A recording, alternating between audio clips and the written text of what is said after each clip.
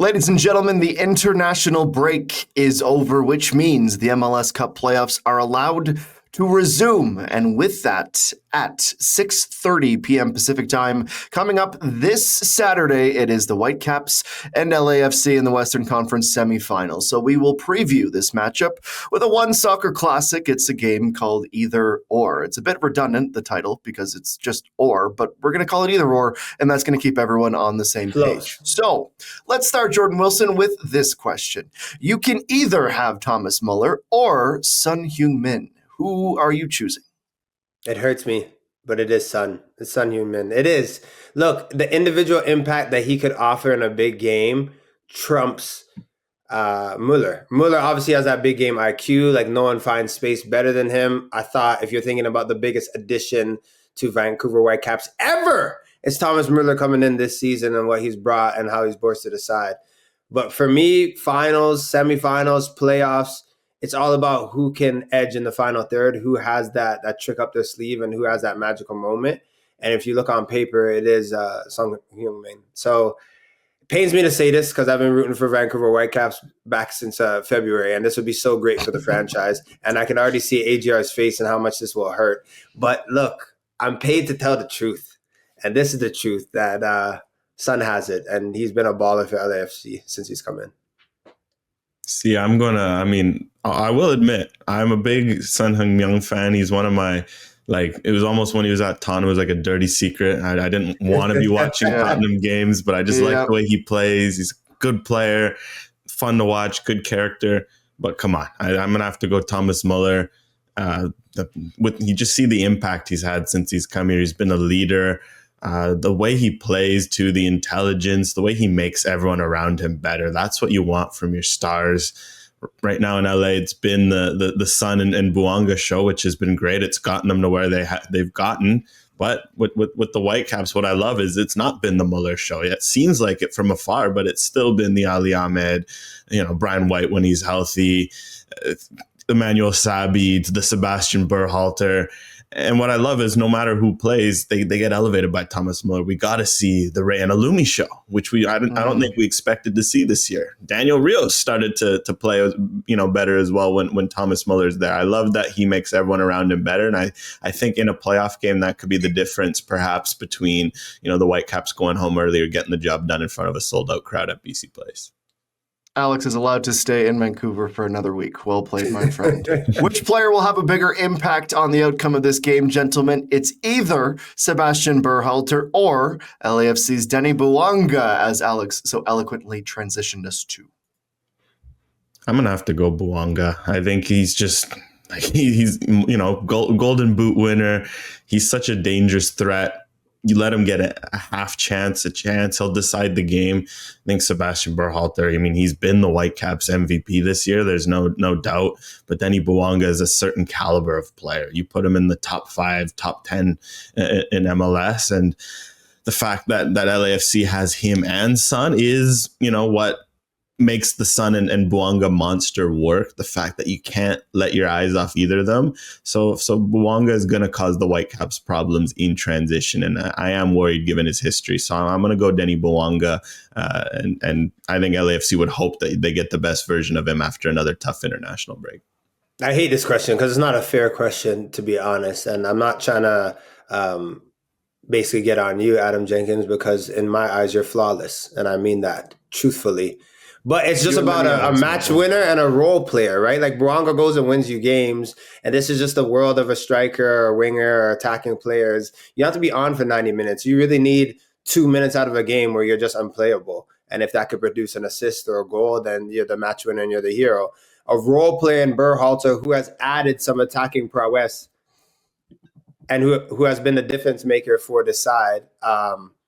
That's something that we just haven't seen really from him in his career in terms of a guy that is a ticker. He keeps the ball moving. He works really hard. But now he's adding something in terms of goals. But when you think about Bouanga, he's a proven playoff performer. That's what we're going up against. Obviously, Vancouver Whitecaps have had a fantastic season, but they haven't been here in some time. A semifinal, one off to go against LAFC and to slay the Dragons. On paper, it's Bouanga. But as of late, you want to think Berhalter maybe has a chance of owning that midfield, bossing that midfield, and maybe contributing a little bit in the attacking third.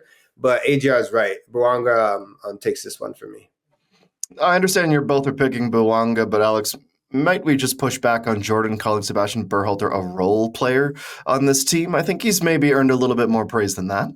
Yeah, I don't think role players are putting free kicks bins for the U.S. men's national No, team they're not. or scoring. A midfielder is a role player, but it's okay. Whatever. Go ahead. No, it's fair.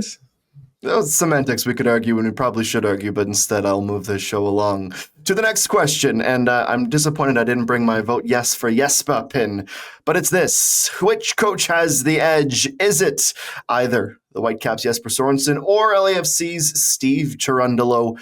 Jordan. I love the fact that Jesper Sorensen is going into the semifinals match with no baggage. Like, he's not, like, as Vancouver fans, or AJR could probably attest to this more than I can, but just being on the West Coast, it's like you see LAFC and they're like in the big green when you're looking at the Knights or something, and you're just like, oh, this team's way better than us. We can't get across them when it matters. Jesper Sorensen's like, this is a semifinal game. This is my first time here. Like, LAFC, okay, we can beat them. So I think historically in the club, you're like, this might not be as straightforward, but for Jesper Sorensen, he's probably going into this match with full confidence. But you think about LAFC, of course they have the edge. They've been there before. They've had Whitecaps number. But there's just something in my spirit that feels like this year might be different. Based on the progress that the Whitecaps have made, based on the season that they've had, based on the players that now they have in that squad as well. And they've just overachieved all year. And I mean that with all due respect. Of course, they have a great side and great quality, but you didn't think they would be as consistent and as together as they've been throughout the year. So yeah, LAFC on paper, but again, I think being an underdog or the team that's not expected to get it done, I think that favors Vancouver Whitecaps. Yeah, to hop in on Jesper Sorensen versus Steve Cherundolo specifically, I'm going to go Jesper Sorensen. We have to remember for Steve Cherundolo, for what he's achieved, and I think you have to shout it out. He's won a Supporters' Shield. He's won an MLS Cup. He's won a US Open Cup. That's about everything you can win. He's also, his LAFC teams have fallen short in some of the biggest games. They lost in the Champions Cup final a few years ago. They lost in the Leagues Cup. I know that one hurt especially because it was to the hands of the Columbus Crew, who also beat them in another MLS Cup final. There's a bit of a reputation of LAFC in the biggest games, 22 aside, and we have to remember our poor boy Maxime Crepeau had to sacrifice his leg for them to get that one over the line. There's a bit of a reputation of LAFC in the biggest games not playing up to their potential. And with Cherundolo, he's a solid manager. You don't get the results he has without that, but there has been questions of tactically, what can he get out of this team in the biggest games, how he sets up this team. I saw last year firsthand, the Whitecaps, I thought, outcoached LAFC in that first round series. It's just LAFC had the talent edge. This year, the talent edge isn't there. And I think that's where Jesper Sorensen makes a big difference, because you've seen it all year. He gets the most out of this team. Everyone's having career years. Everyone fits this system well. So I think for Jesper Sorensen, that decisiveness is going to make a big difference. And there's a lot of stats to show that this is going to be LAFC's toughest test. Like, the Whitecaps wear down teams on the ball. They get stronger as the game goes on. LAFC hasn't seen a team that does those things, especially since Sun has come in the summer. Well, Alex, as someone who admitted to watching Tottenham Hotspur's matches like this, I'm going to forgive you for not giving Gareth Bale the credit he deserves for that MLS Cup as well, because I believe he was one of the stars of the day. But yes, Maxime Crepeau did fracture his leg to secure a title, which is still one of the most remarkable things of the MLS this decade. Gentlemen, wrapping up this conversation with a simple question with a complicated answer. It is this. You have to pick one outcome. Either the Vancouver Whitecaps will suffer another heartbreaking playoff loss to LAFC, or they will finally reach the top of the mountain and vanquish their playoff arch rivals. Alex? I think this has to be the year, because what we have to remember, this is the fourth time. It was astutely pointed out to me by Ryan Gauld, because I asked him about the playoffs twice in a row. They also lost to LAFC in the Champions Cup in, I think, 22. Cup. They've had enough of these guys. I think this one's been stewing. This one means a little more. I think Vancouver gets it done in front of their home crowd. It's a special team, but it's going to be a tough game. It's going to be two heavyweight teams swinging, but I think the Whitecaps have gotten used to that mantle that carries. It feels personal, doesn't it? Like, to your point, if there's that same team that's been knocking you out and it feels like they're your kryptonite, you don't need any pep talk. Jesper Sørensen doesn't need to say anything. I love the balance within the side because throughout this season, they've had high moments and low moments, but like I said, they've overachieved. They've gotten to a CONCACAF Champions Cup final. Like, you think about winning the CAN Champ as well. Like, there's been glory, but there's also been some sadness. But this is the one that they want, right? This is how they could really cement the legacy and everything that's going on in Vancouver.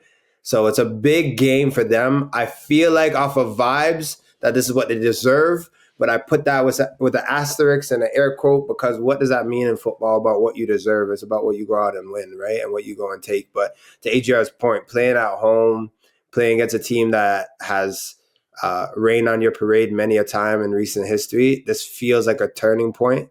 And with everyone, maybe with a lot of their team being healthy, Vancouver Whitecaps, I mean, this seems like a moment where they can really get the better of them. And ladies and gentlemen, remember, with the MLS Cup playoffs, we have gone from a best-of-3 format. The remaining rounds are all single elimination, so it is everything to play for, extra time and a shootout if need be. And of course, we look forward to watching the Vancouver Whitecaps and LAFC contest this very fixture on Saturday with a 7:30 p.m. Mountain Time, 6:30 p.m. Pacific kickoff